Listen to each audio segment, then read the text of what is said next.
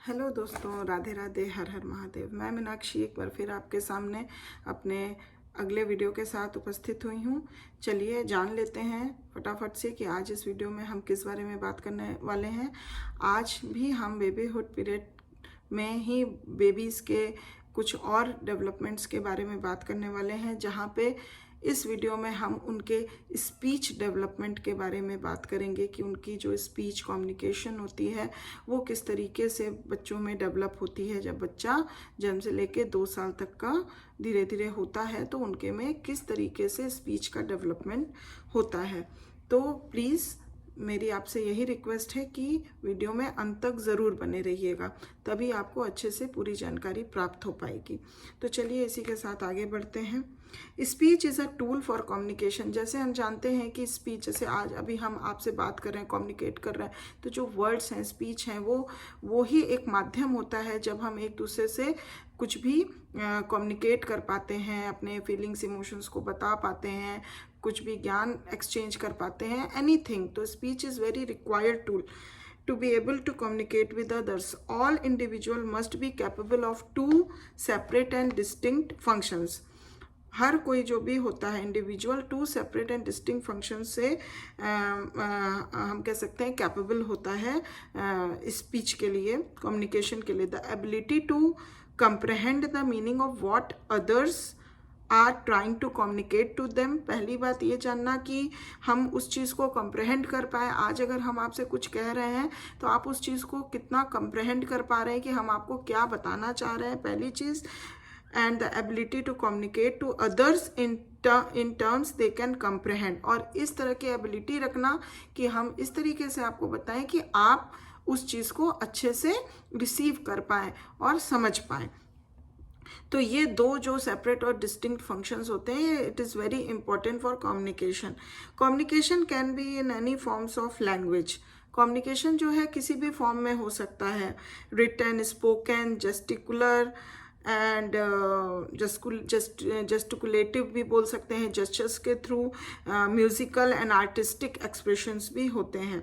But the most part spoken language is the most efficient because it is less likely to be misunderstood. तो ये सभी प्रकार से हम एक दूसरे से कम्युनिकेट कर सकते हैं, पर उसमें जो स्पोकन आप कह सकते हैं कि स्पोकन लैंग्वेज होती है वो सबसे एफिशिएंट होती है, बिकॉज उसके थ्रू हम डायरेक्ट अपनी कोई भी चीज़ को बता सकते हैं और वो मोस्ट अंडरस्टैंडेबल होती है बाय द अदर्स, क्योंकि मिसअंडरस्टैंड होने के चांसेस बहुत कम होते हैं।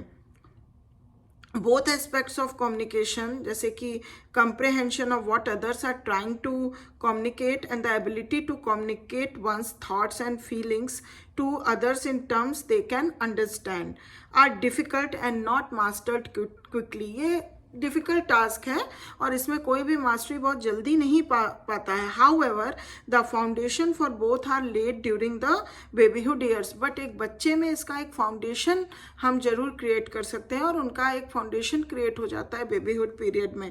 दो the ability to comprehend is generally greater when babyhood comes to close then is the ability to speak। और जब बेबीहुड का पीरियड जो है एंड पे आता है तो बेबीज के अंदर अंडरस्टैंड कंप्रहेंड करने की क्षमता जो है काफ़ी हद तक डेवलप कर जाती है, लेकिन हाँ अभी वो उतने बहुत ही अच्छे से स्पीक नहीं कर पाते हैं, तो कहीं ना कहीं वो थोड़ा लैक करते हैं अपने ओन थॉट्स और फीलिंग्स को दूसरों को कम्युनिकेट करने में। बट हाँ उनके अंदर ये एबिलिटी ज़रूर उत्पन्न हो जाती है कि वो दूसरे क्या उससे कहना चाह रहे हैं उसको वो कंप्रहेंड अंडरस्टैंड कर पाते हैं। तो चलिए सबसे पहली चीज़ जो कम्युनिकेशन में होती है, स्पीच डेवलपमेंट के अंतर्गत आती है, वो है कंप्रहेंशन। उसके बारे में जानते हैं। The first task is in learning to communicate with others is learning to comprehend what they say. अगर हम देखें तो at every age children comprehend the meaning of what others say to them more readily than they can put their own thoughts and feelings to do so. अगर देखें कि जो बच्चे होते हैं वो दूसरे क्या उससे मतलब बताना चाह रहे हैं, कम्युनिकेट करना चाहते हैं, वो कंप्रहेंड कर पाते हैं, ना कि खुद की थॉट्स और फीलिंग्स को वो अच्छे से, अभी वो एबिलिटी उनके अंदर उतने अच्छे से डेवलप नहीं हुई रहती है। The speakers facial expression tone of voice and gestures help the babies to understand what is being said to them. जो भी हम बच्चे से कम्युनिकेट करते हैं तो जो हमारा फेशियल एक्सप्रेशन होता है, हमारे वॉइस का जो भी टोन होता है, इवन जेस्चर्स होते हैं, वो बेबीज़ को कहीं ना कहीं हेल्प करते हैं जिससे कि वो अच्छे से अंडरस्टैंड कर सके कि हाँ सामने वाला उस बच्चे से क्या बोलना चाह रहा है. Pleasure, anger and fear, it has been found, can be comprehended as early as the 3rd month of life. जब बच्चा तीसरे महीने में पहुंचता है तो ये सारे इमोशंस जो होते हैं, एंगर के, फियर के, प्लेजर के, ये सारी चीज़ों को वो अच्छे से कंप्रहेंड कर पाता है. Until babies are 18 months old, words must be reinforced with gestures such as pointing to an object. जब बच्चा लगभग 18 मंथ्स ओल्ड हो जाता है तो वर्ड्स जो है साथ साथ में उसमें वर्ड्स के साथ जेस्चर्स भी वो मिक्स करके पॉइंटिंग आउट करता है for communicating any kind of thing, और कोई भी चीज़ जो वो चाहता है उसको अपने वर्ड्स के साथ, जेस्चर्स के साथ मिक्स करके वो कम्युनिकेट करता है. How great the comprehension will be depend partly upon the babies own intellectual abilities and partly on how others stimulate and encourage the baby to try to comprehend what they are saying. दो चीज़ें बहुत ज़रूरी होती हैं. एक तो कितना अच्छे से बच्चा कम्युनिकेट और कंप्रहेंड कर पा रहा है, ये दो बातों पे निर्भर करता है. एक तो बच्चा जो है उसकी खुद की इंटेलेक्चुअल एबिलिटीज़ क्या है, और दूसरा कि हम बच्चे को कितना अच्छे से सपोर्ट सिस्टम दे रहे हैं, स्टिमुलेशन दे रहे हैं, जिससे कि वो ज़्यादा से ज़्यादा हमारी कही हुई बातों को समझ पाए. नाउ इसके अंदर अगर हम देखें तो बच्चा कैसे स्पीक करना लर्न करता है, तो लर्निंग टू स्पीक पे हम आते हैं. The second task in learning to communicate with others is learning to speak. अगर हमें किसी से कम्युनिकेट करना है तो हमें बोलना आना होगा, स्पीक करना आना होगा. Because learning to speak is a long and difficult task and because babies are not mature enough for such difficult and complicated learning during the first year of life. Nature provides substitutes form of communication to be used until they are ready to speak. तो बच्चे जो हैं वो इतनी जल्दी तो पूरा अच्छे से नहीं सीख पाते हैं कि हाँ हमें कैसे कोई भी चीज़ थ्रू स्पोकन वर्ड्स कम्युनिकेट करनी है, स्पीक करके कम्युनिकेट करनी है. तो नेचर ने क्या किया है, उनको एक कुछ मतलब ऐसा अल्टरनेटिव दिया है जिससे कि जब तक कि वो पूरे अच्छे से स्पीक करने के लिए रेडी ना हो तो उनको नेचर ने कुछ चीज़ें ऐसी प्रोवाइड की हैं जिसके थ्रू वो अपने फीलिंग्स और इमोशंस को कम्युनिकेट कर सकते हैं, अपने वांट्स नीड्स को कम्युनिकेट कर सकते हैं. Many babies during the first and into the second years of their lives try to make their own needs and wants by these means. जैसे कि अगर हम सब्स्टिट्यूट फॉर्म्स को देखें ऑफ कम्युनिकेशन को तो उसको हम कह सकते हैं प्री स्पीच फॉर्म्स. वो खुद बच्चे अपने आप डेवलप करते हैं. तो अब हम जान लें कि ये pre speech form of communication क्या होता है. 4 pre speech forms normally appear in the developmental pattern of learning to talk. बात करने का प्री स्पीच फॉर्म 4 तरीके के पाए गए हैं. पहला है crying, babbling, gesturing and the use of emotional expressions. Crying is the most frequently used form during the early months of life. Though from the long range point of view, babbling is the most important because real speech eventually develops from it. Crying जो है सबसे frequent पाया जाता है बच्चे में. जो cry करके बच्चा जो है अपने चीज़ों को कम्युनिकेट करता है, समझाने की कोशिश करता है, बताने की कोशिश करता है. पर साथ ही साथ बैबलिंग जो है उसको भी बहुत इंपॉर्टेंस दिया गया है. इवन क्राइंग से भी ज़्यादा बैबलिंग को इसके लिए इम्पोर्टेंस दिया गया है in the long run. Because actual जो स्पीच होती है बच्चों की जब वो बात करना शुरू करते हैं वो बैबलिंग के वजह से ही होती है. तो लॉन्ग रन में बैबलिंग को ज़्यादा इंपॉर्टेंस दिया गया. चलिए थोड़ा थोड़ा करके हम इन चारों प्री स्पीच फॉर्म्स को जान लेते हैं. तो सबसे पहले अगर क्राइंग की बात करें तो ओसवाल्ड एंड पेल्समैन जो हैं उन्होंने पॉइंटेड आउट किया है कि crying is one of the first ways in which the infant is able to communicate with the world at large. While people may not always be accurate, their interpretation of what babies are trying to communicate, their cries are an indication that they are attempting to communicate. The cries of the newborn infant gradually become differentiated so that by the third or fourth weeks of life, it is possible to tell what the cry signifies from its tone and intensity and from the bodily movements accompanying it. जैसे अगर हम for example pen को लेते हैं तो it's expressed by shrill, loud cries interrupted by groaning and whimpering. Hunger cries को अगर हम देखें तो वो होता है loud and interrupted by sucking movements.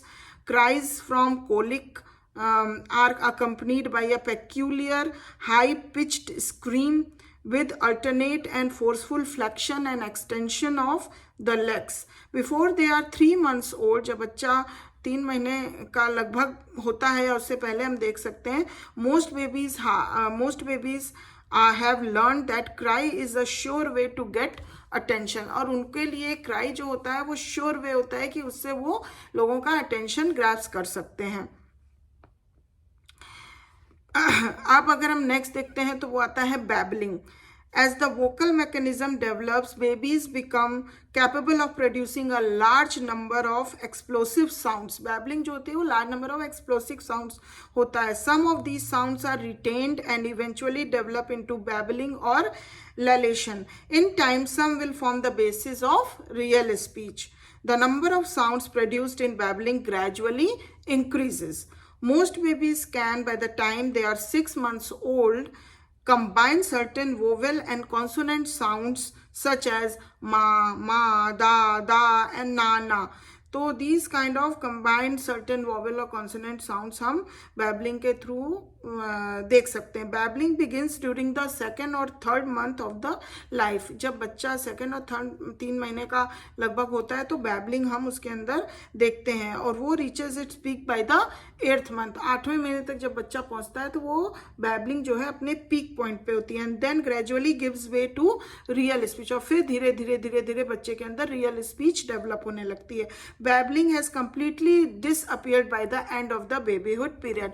और babyhood period के एंड तक बच्चा जब सेकेंड ईयर का होने को होता है तब तक babbling पूरी तरह से देखा जाता है मोस्ट ऑफ द बच्चे में पूरी तरह से डिसअपियर हो जाती है. Now next third comes the जेस्चरिंग.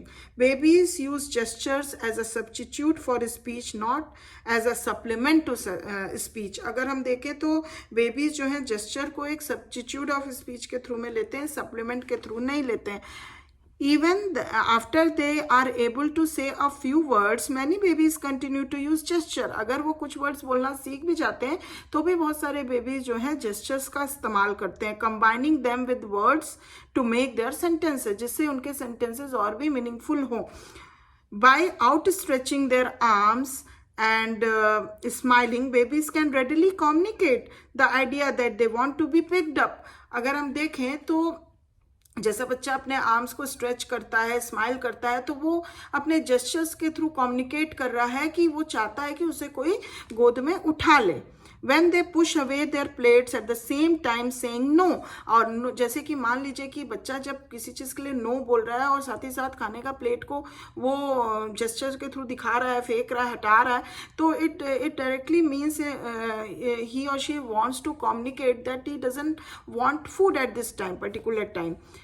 तो इस तरह से वो अपने वर्ड्स कुछ वर्ड्स के साथ जेस्चर्स को भी इस्तेमाल करके मीनिंगफुल कम्युनिकेशन बनाता है और लोगों को अंडरस्टैंड करवाता है कि what really the baby want. Now next come the pre speech form, that is the emotional expression. Unquestionable, one of the most effective pre-speech form of communication is emotional expression. This is because nothing is more expressive than facial expression. Facial expression से ज़्यादा कुछ भी और more expressive नहीं हो सकता है जो हमारे face पे expressions होते हैं. which babies used to communicate their emotional states to others, जिसको कि बच्चे जो हैं इस्तेमाल करके अपने इमोशनल स्टेट्स को बताते हैं दूसरों को. When babies are happy, for example, अगर हम देखें, they relax their bodies, wave their arms and legs, smile and make cooing sounds as a form of laughter. Emotional expressions are a useful pre speech form of communication for 2 reason. 2 reason के लिए ये बहुत useful साबित होता है। First, because babies have not yet learned to control their emotions. अभी तक babies ने कैसे अपने इमोशंस को कंट्रोल करना है वो नहीं सीखा है। It is easy for others to know by their facial and bodily expression. तो इस वजह से क्या होता है, लोगों के लिए ये इजी हो जाता है कि बच्चों के बॉडी और फेशियल एक्सप्रेशन के थ्रू हम समझ पाते हैं कि किस इमोशंस में क्या इमोशंस उनके अंदर चल रहा है, what emotions they are experience, और वो क्या किस तरह का इमोशन एक्सपीरियंस कर रहे हैं, ये हमको पता चल पाता है। दूसरी बात अगर हम देखें, secondly, babies find it easier to understand what others are trying to communicate to them by their facial expressions than from their words। और बेबीज के लिए भी ये बहुत फायदेमंद होता है कि अगर दूसरों के फेशियल एक्सप्रेशन से वो और भी अच्छे से जान पाते हैं कि हाँ अगला उनसे क्या कम्युनिकेट करना चाह रहा है, क्या बताना चाह रहा है। तो ये जो एक्सप्रेशन है वो फेशियल एक्सप्रेशन, जेस्चर्स, ये सारी चीज़ें बहुत तरीके से क्यूज देती हैं, जिस वजह से बेबी और अदर्स एक दूसरे का जो है कम्युनिकेशन और भी बेटर हो जाता है।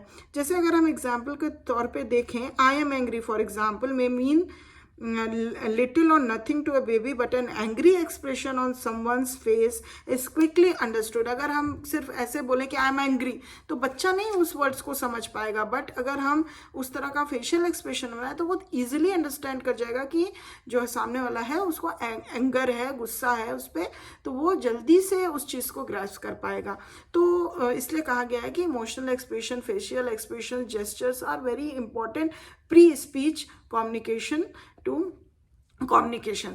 तो इस तरह से हम जाने कि बच्चों में किस तरीके से स्पीच डेवलपमेंट होता है इस पीरियड के दौरान। तो मैं आशा करती हूँ कि ये जानकारी आपको बहुत रोचक लगी होगी, अच्छी लगी होगी और पसंद आई होगी। तो अगर अभी तक सब्सक्राइब नहीं किया है तो प्लीज़ जल्दी से कर दीजिए, जिससे मेरे आगे आने वाले और भी वीडियोस का आप फ़ायदा उठा सकें। और हम फिर अपने नए वीडियो में आपसे मुलाकात करते हैं। तब तक के लिए अपना ध्यान रखिए, ख्याल रखिए, and thank you very much for watching my video. Bye bye, take care.